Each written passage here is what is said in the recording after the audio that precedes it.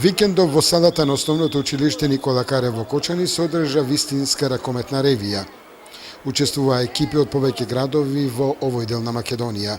Со ова, на голема врата, се враќа ракометот во Кочани, барем меѓу оние што се на помала возраст, на која овој спорт е меѓу најпривлечните.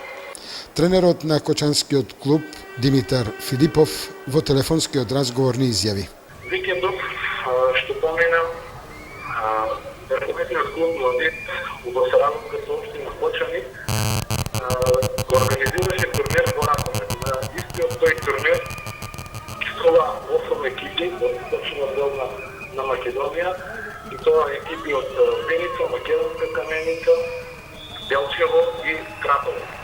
Исто така на овој турнир беше подпишан договор за соработка со ракометната академија Металург, со тоа што ние се вклучивме во таа академија и станавме 25-тиот член на академијата. За тоа што значи овој ревијален ракометен турнир за развојот и афирмацијата на ракометот во Кочани, Филипов истакнува: Тоа за развојот на ракометот во Кочани ќе значи многу. Нашите дечиња, уште од млади нозе, ќе почнат да го развиваат на соревновачкиот дух и борбениот дар, што се основни предуслови уште од мали нозе да ја засакаат ракометната игра и да прераснат во борбени играчи, кои ќе бидат иднината на македонскиот ракомет.